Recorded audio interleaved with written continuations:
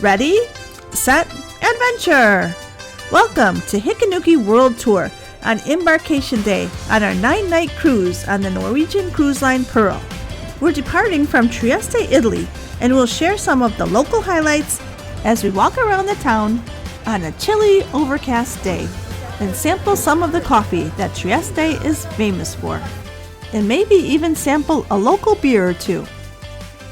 We'll take a tour of our Ocean View Club balcony cabin and then enjoy an evening of dining and entertainment.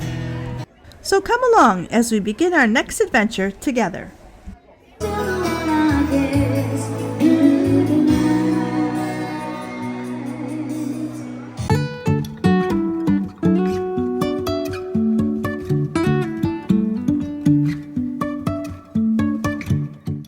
We started the day at Rome's Fiumicino Airport, or Leonardo da Vinci Airport, as we headed to Trieste, Italy, to board the NCL Pearl and our 9-night cruise on the Adriatic Sea.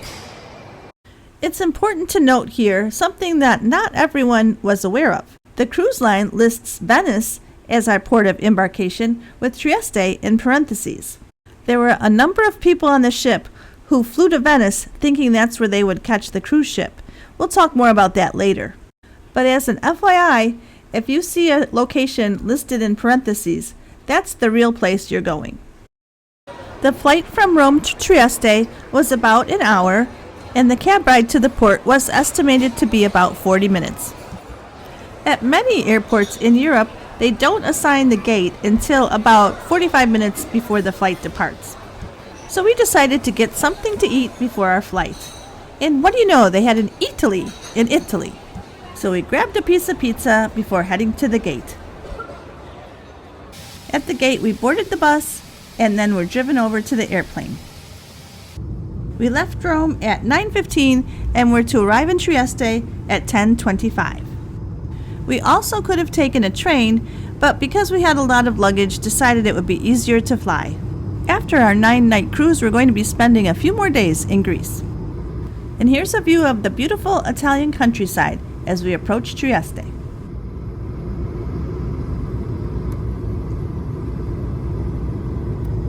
The Trieste airport was quite a contrast to that of Rome's. We quickly and easily found our bags and went out to catch a taxi.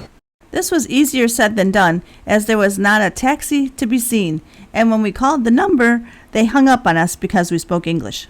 Luckily, there's a train station at the airport, so we hurried to catch the train. We had less than 10 minutes until the next train, and were a little discouraged to see the very, very, very long hallway. We attempted to buy a ticket at the machine, but because we were so close to departure, had to buy it on the train. There's usually a €100 penalty for doing this, but the conductor allowed us to buy it without penalty. Arriving by train, it was easy to find a taxi. It's about a 20-minute walk to the pier, and we did see people dragging their luggage, so we could have done that, but it was just much easier to take the cab because it dropped us right off at the pier. Arriving at the pier, we caught our first glimpse of the Norwegian Pearl. The Pearl is a mid-sized ship with 2,344 guest occupancy. Built in 2006, it was refurbished in 2021. Upon arriving at the pier, you drop your luggage off under the tent and then walk into the building to check in. After passing through security, you go to the check-in lines where there were plenty of staff and check-in was a breeze. The terminal is quite sparse and quite a difference from what we're used to in Florida, but the procedure was fast and staff were helpful. It had been about a month since we went on Royal Caribbean's Utopia of the Seas, so we were expecting quite a different experience on the Pearl. We walked through the building, across the street, and then were able to enter the ship. On the other side of the building, the cruise ship AIDA, A-I-D-A, a German cruise line, was docked. We navigated the busy port on our way to board the NCL Pearl. The anticipation builds as you're about to board. And here comes that magic moment when you board the ship.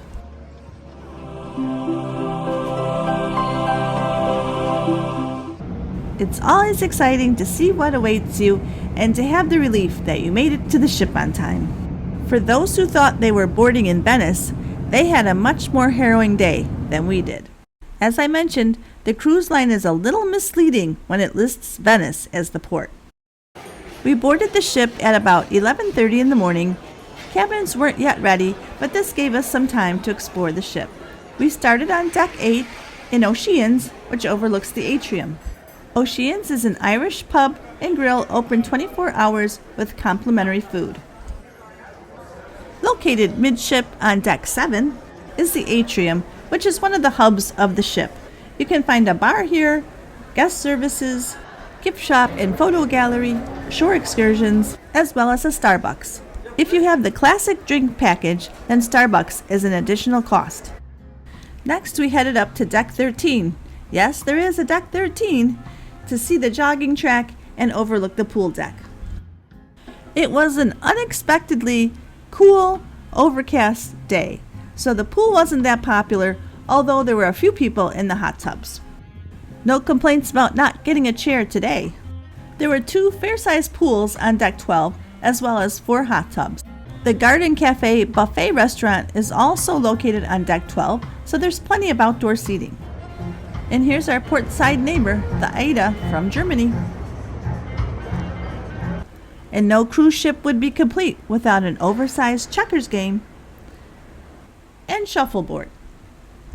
There's also a place to practice your golf swing. We're continuing our walk aft on Deck 12. At the back of the ship, you'll find the Great Outdoors, which has both a food buffet and a bar, and became one of our favorite places to watch the sail away. People continued to arrive to the ship. All aboard time was 5:30. Trieste is located in the northernmost part of the Adriatic Sea and is known as the coffee capital of Italy.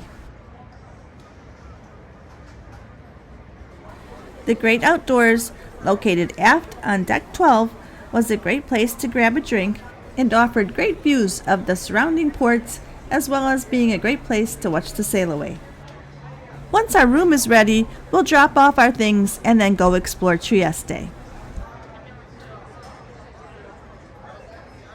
In addition to the main garden buffet, the Great Outdoors also had a buffet every day. It had a smaller selection than the main buffet, but there was a little something for everyone, a great place to get a snack. They always had hamburgers and hot dogs and sandwiches. Just a reminder to hit that like button and be sure to subscribe to Hikanuki World Tour. It really helps our channel grow. Thanks, we really do appreciate you. And now for a tour of our cabin, number 620 on Deck 11. This was a club balcony room. Cabins were refurbished in 2021, and I think they seemed very modern and up to date. I felt like our cabin was pretty large. It had a nice sofa, and the balcony let in a lot of natural light. I found the bed and pillows to be very comfortable. There was a curtain that could be drawn between the couch and balcony and the bedroom area, so if you have someone that either sleeps late or gets up early, you can have your own space. One of the perks for the club balcony is a bottle of sparkling wine. I would say generally that club balcony benefits are not worth the price, but this was the only cabin available when we booked. You'll find a standard small fridge, which is stocked with a few bottles of water, which do come at an additional price. I think this cabin is pretty typical of most balcony cabins. They did a nice job with the interior refurbishments, and it felt pretty new. The closet provided plenty of hanging space. You can always contact your room steward if you need more hangers. Another club balcony perk was having free laundry one day during the cruise. On another side of the closet, you'll find more hanging space. You'll also find the safe, a shelf, and a place to put your shoes. Behind the third door of the closet, you'll find drawers and a couple more shelves. I found the size of the room to be nice and the amount of storage more than adequate. The bathroom was okay, but probably not as big as in some of the more modern cruise ships, especially the sink area. It did have his and her toilet paper and a list of what not to throw in the toilet. The sink was sloped and storage minimal, so there really wasn't enough room for your own bathroom items. The shower was rectangular, not the capsule type. It did have a nice door, and again, it didn't have a lot of storage space for your own bathroom essentials. It had the combo shampoo conditioner plus body wash. We had a balcony cabin and found the balcony to be a nice size. However, it seemed to have been neglected during the renovation process, as the chairs were very worn, there were paint splatters on the deck itself, and it just felt a little bit dated and almost dirty, even though it wasn't. But we always enjoy our late night nightcap on the balcony as we watch the stars and the ocean go by.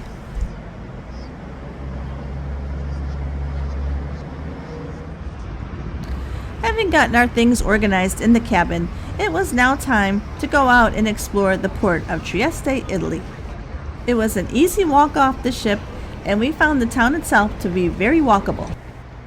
We started at the central, majestic square of the Unity of Italy Plaza. This is actually the largest seafront square in Europe. I think it was due to the weather, which was about 65 degrees and very cloudy and overcast, but there weren't that many people enjoying the plaza. During the Austrian-Hungarian Empire, Trieste was the most important seaport.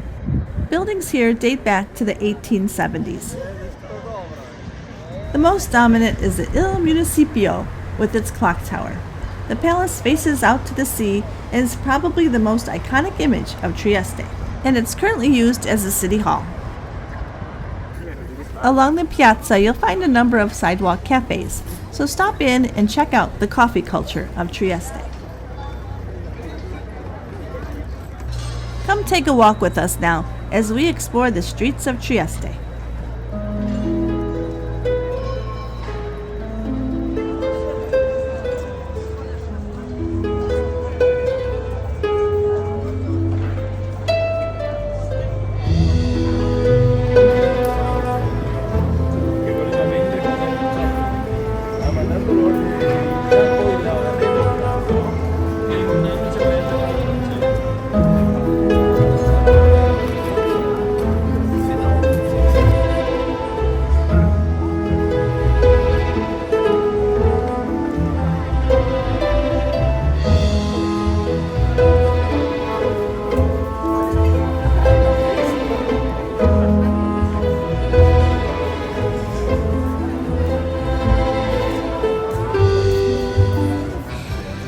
When we arrived at the Grand Canal, we were surprised to see so many tents set up along the canal.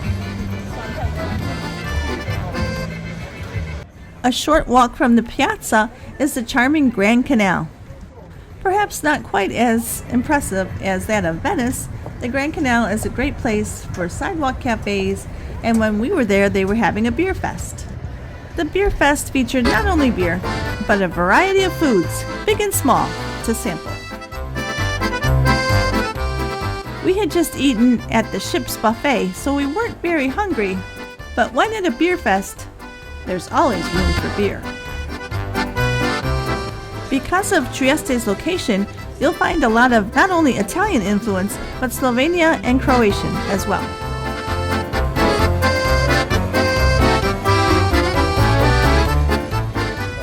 Let's take a look at some of the food.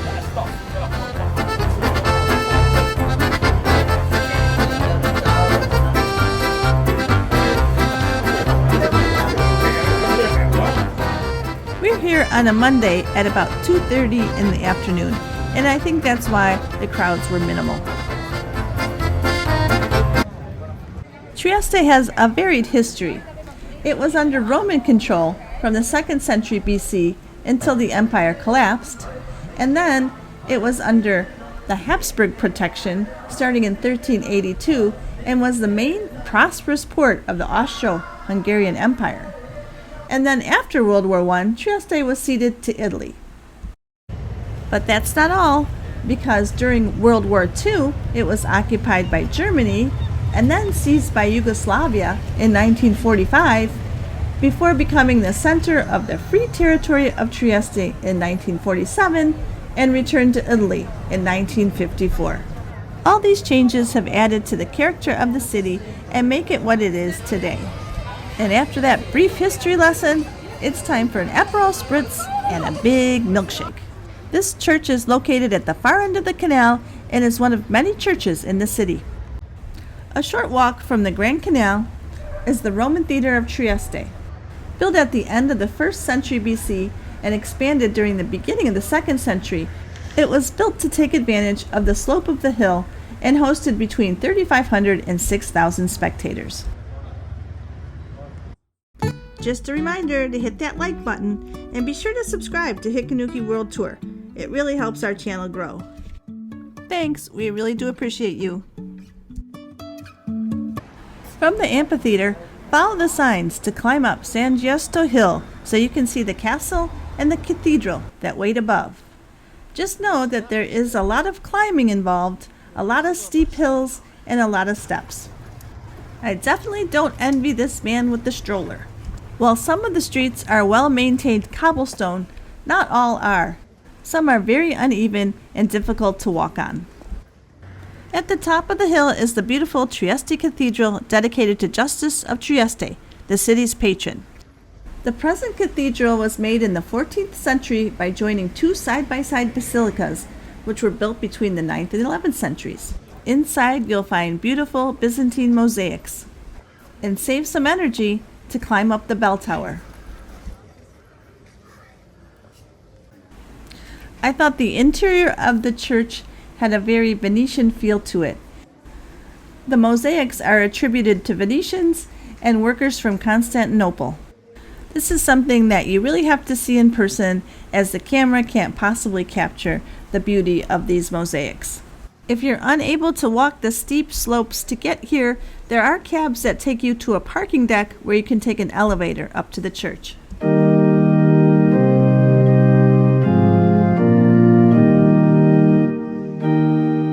Of course, you can always take a tour, and we did see tour buses parked outside, and that would be a good way to avoid all the climbing.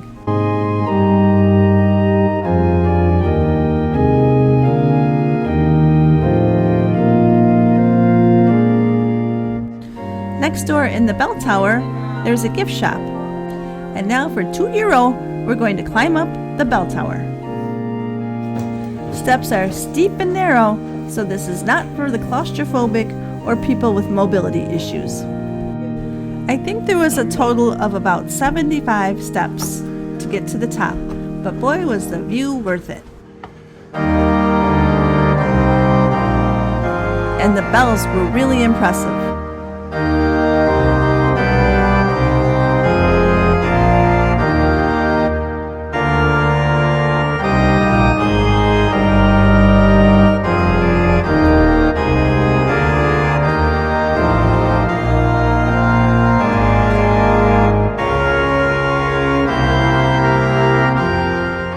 Of course, what goes up must come down, so here we are climbing back down.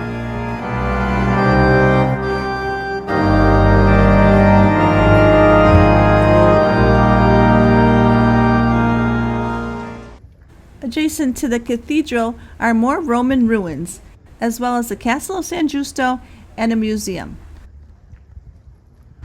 Because we were pressed for time, we didn't enter the castle or the museum, but just walked around the ruins.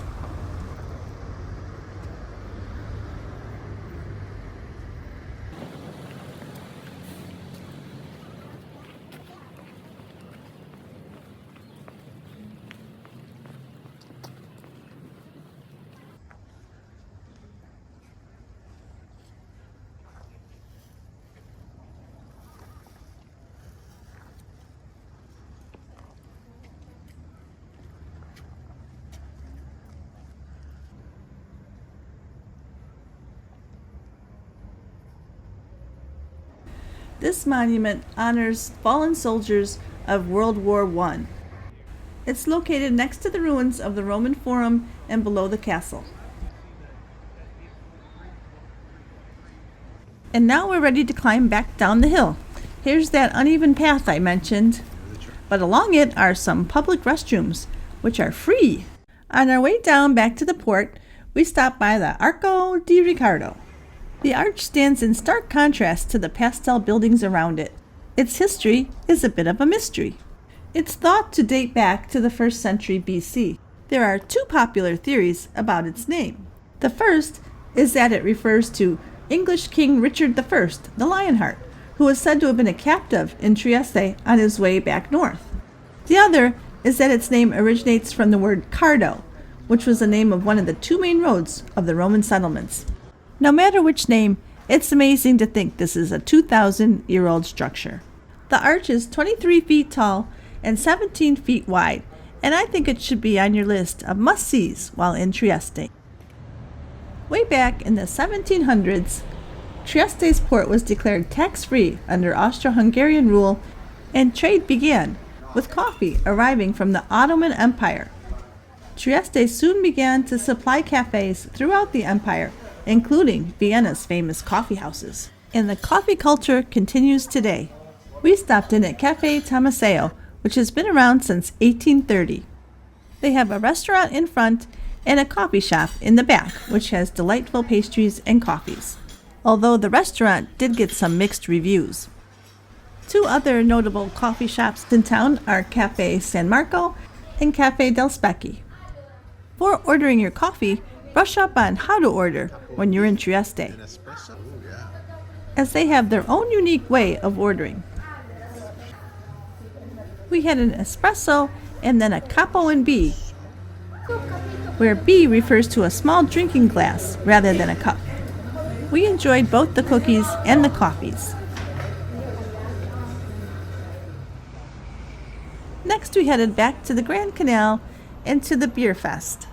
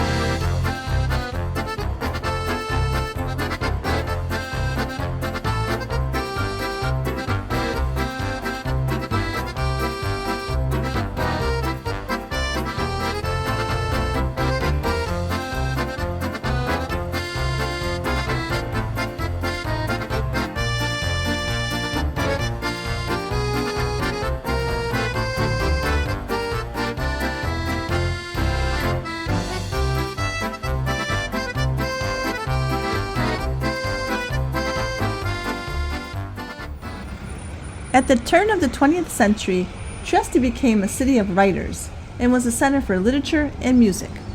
Three of the most celebrated authors who called this city home were Italians Umberto Soba, Italo Svevo, as well as Irishman James Joyce. There are statues of all three located in town. Joyce wrote his short stories for his collection Dubliners in Trieste, as well as parts of Ulysses. While he traveled the world, he felt that his soul was in Trieste.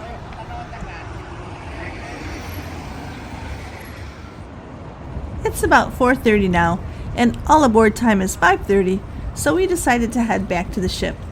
As you can see, there are still a few people coming with their suitcases. That night we heard several stories of people that were in Venice expecting to board the cruise ship there, only to find out they needed to come to Trieste. The two places are about 2 hours away, so I can only imagine how heart-stopping that news must have been. The one group was quoted a €400 taxicab ride, but then found out there was a train between the two cities, and that's what they did. Back on the ship, we headed right for the Garden Cafe, the buffet on Deck 12. We'll do a more in-depth video on our likes and dislikes of the Pearl, but for now let me say we found the buffet to be a little uninspired. It was rather small and the food variety was rather limited. We found the main dining room to be a much better option for dinner. However, the crew at the buffet were always working very hard and were very friendly. I did think the hours were good, and oftentimes when we were hungry the buffet was available, so that was a good thing. They did have daily Indian selections, which were probably the most flavorful. Hamburgers, hot dogs, chicken sandwiches, and pizza were always available. There was also a station for making sandwiches, but there just wasn't a lot of options or variety. So I thought it was okay to go here occasionally, but not somewhere that you would want to eat every night. The salad bar was fresh and always a good option.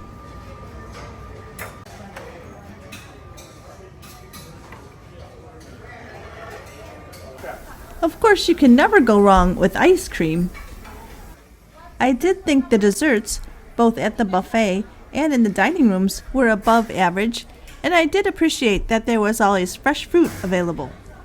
One big miss for me at the buffet is that they have no hand washing stations. Although they did have a person with hand sanitizer, it's always best to wash your hands.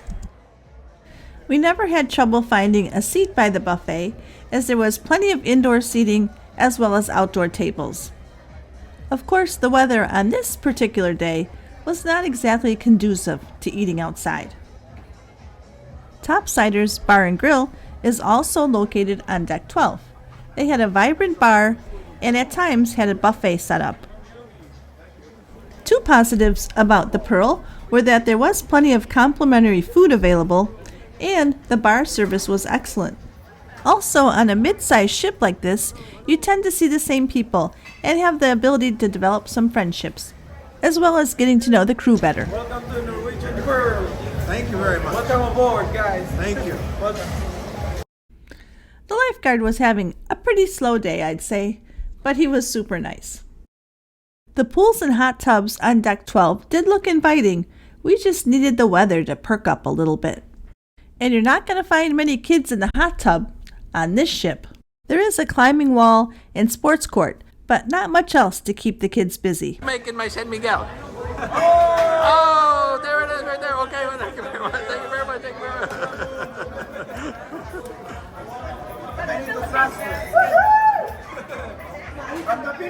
Yeah, I got it. YouTube channel. It's very good, right? San Miguel. Okay. Is that the best beer you have? The best beer? Okay. Thank you. We were getting ready for the welcome aboard party on the pool deck, but as expected, it was moved inside. This is the Sky High Bar and Grill located on Deck 13 and also the smoking area.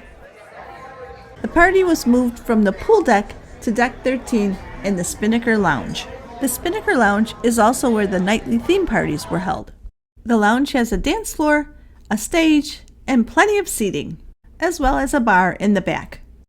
And here come the entertainment crew, ready to get the party started.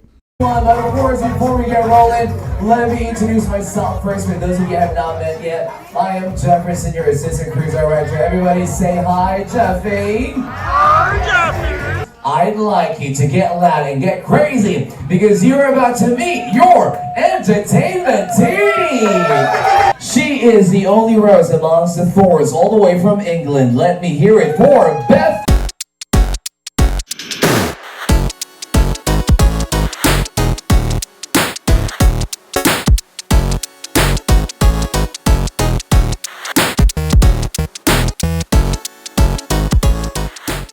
Next up, he is all the way from Brazil. It's Igor.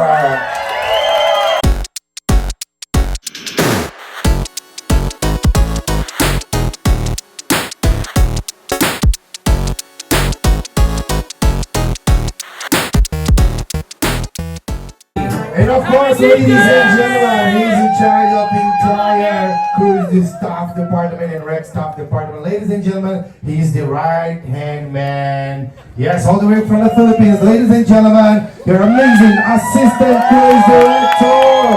Make the noise for Jeffy.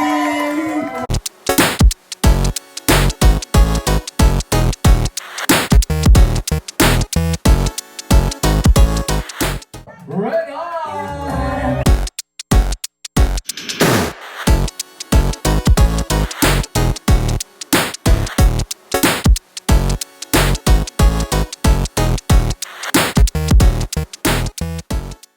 And now it's our turn. Dance party time. We've been driving around, singing songs way too loud because we wanna.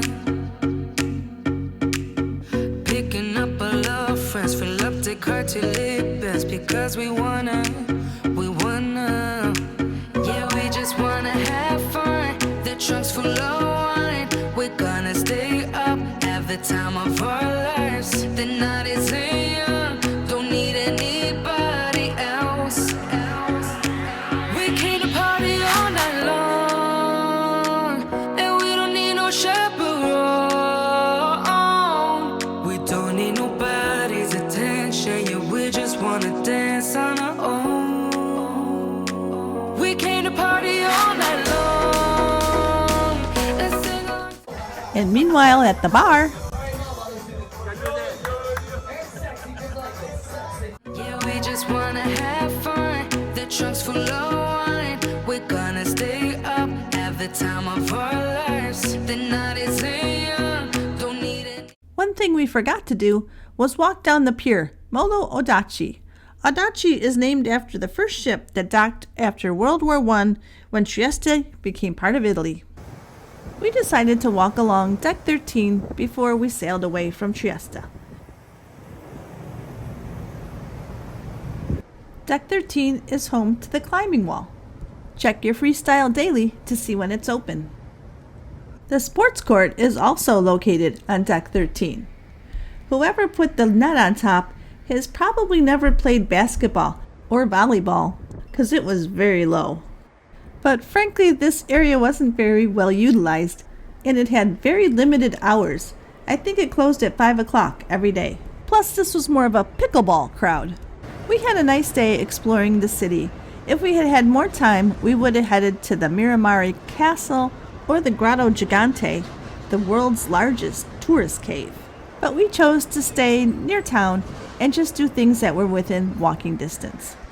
We wanted to take one last look during the daylight hours before heading inside. We found this to be a very lovely city and we're glad we spent the day exploring.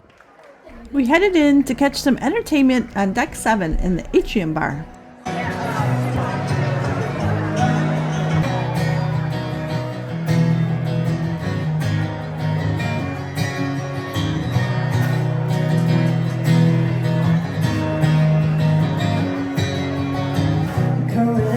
And I'm doing just fine. I gotta be down because I want it all. I started out with a kiss, I didn't end it like this. It was only a kiss, it was only a kiss. And I fall asleep and she's calling again. I was having a smoke and she's taking a drag. Now I'm going to bed and my stomach is sick. There's it on my head cause she's touching his chest. Now he takes off her dress now and I just can't look, it's killing me. Taking control. It's just a price I pay. Destiny is calling me. Open my eager eyes. I miss the bright side. I miss the bright side.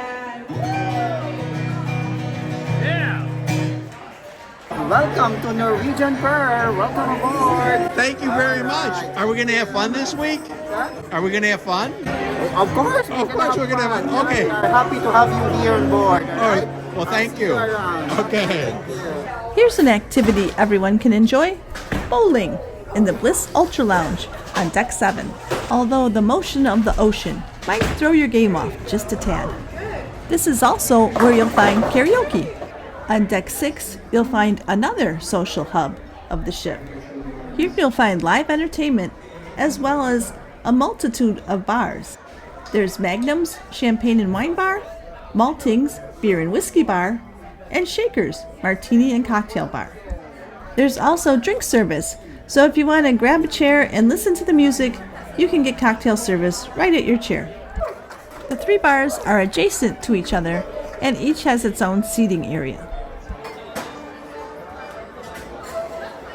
Tell me when will you be mine? Tell me quando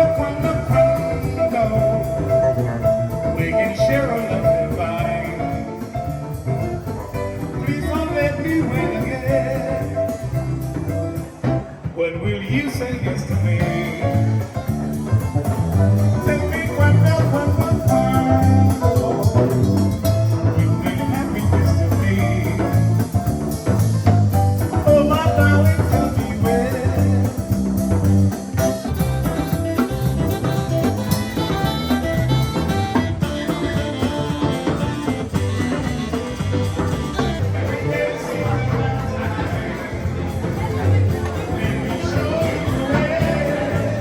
Continue walking forward on deck 6 and you'll find the Pearl Casino. We're still in port, so the casino's not open yet. Plus there was an Italian law, I guess, and the casino was not going to be open that night. Did that save me money or cost me money? I guess I'll never know. There were a lot of the typical slot machines, plus table games. As always, the roulette table was way too crowded. As the week went on, this really was not the most vibrant, lively casino. It didn't feel like there was a lot of winning going on. Personally, I did better in the first part of the week than in the second. I don't know if that was by design or just coincidence. And now night has fallen on the city, and look how beautiful all the lights are. Deck 12's Great Outdoors Bar is starting to get busy as people know it's almost time for sail away. It was about 8:15 in the evening with sail away scheduled for 8:30. And it looks like the Ada beat us out. I wonder if we'll see her again in other ports.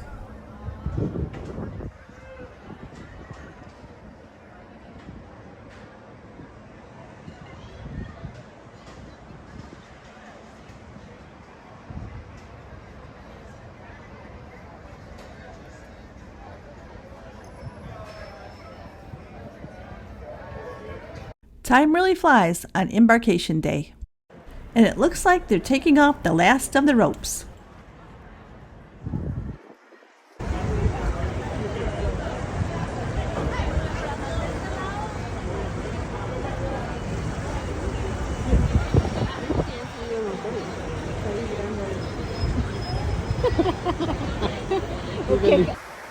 And off we go as we sail to our next port of call, Ravenna, Italy.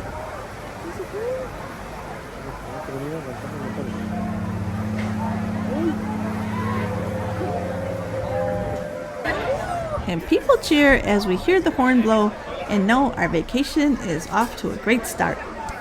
This is the first 9-night cruise that we've ever taken. It's a port intense cruise, meaning that we'll wake up in a different place every day with no at-sea days.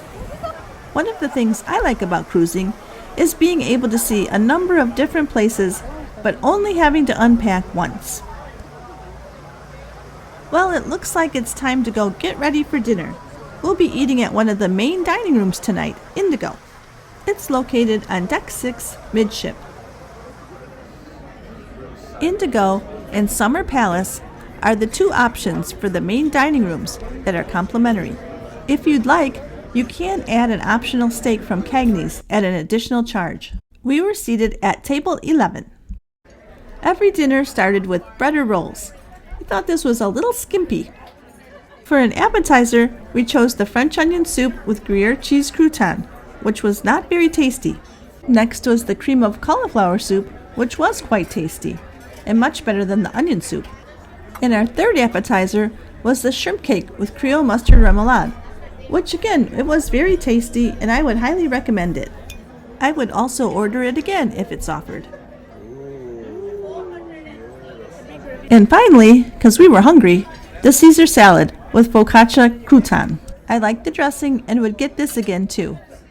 For an entree, my husband chose the chicken piccata with lemon caper butter sauce, because when in Italy, you can't go wrong with lemon. And it did not disappoint. I chose the 3-cheese baked ziti. This is a classic entree and is offered every night. For dessert, we chose the warm chocolate lava cake with an ice cream scoop. It wasn't very warm and it wasn't very lava, but it was tasty.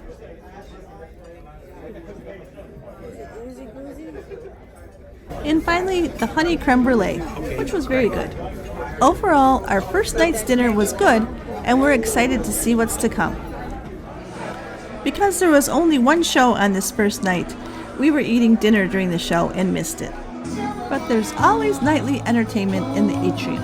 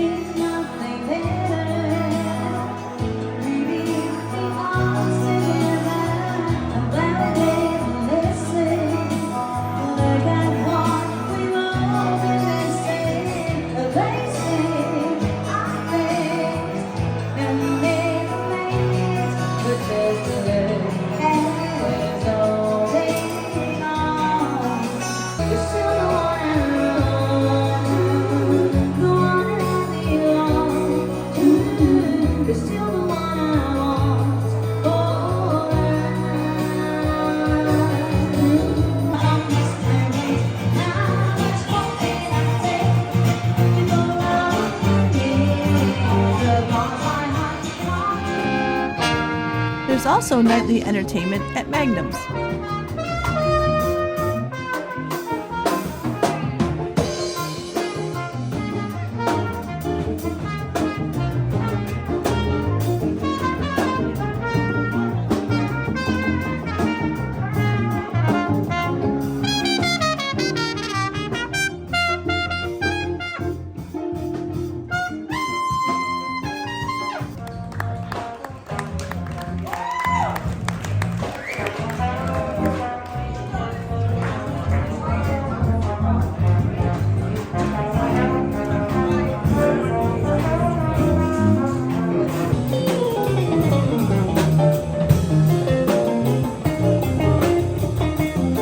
And now it's time to go back to the cabin, settle in on our balcony, and get ready for our next day. Tomorrow we'll be in Ravenna, Italy, and we hope to see you then.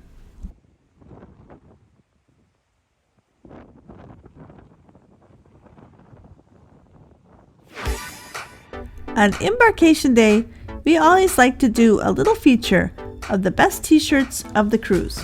I don't know if it was the weather or the fact that we were leaving from a European port, or that there weren't many groups cruising, but on the NCL Pearl, we really did not find many t-shirts. But here's what we found.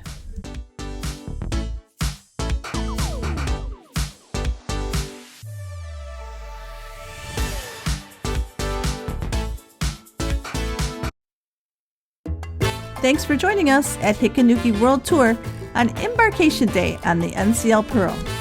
Today's travel wisdom comes from James Joyce. I wanted real adventures to happen to myself, but real adventures, I reflected, do not happen to people who remain at home. They must be sought abroad.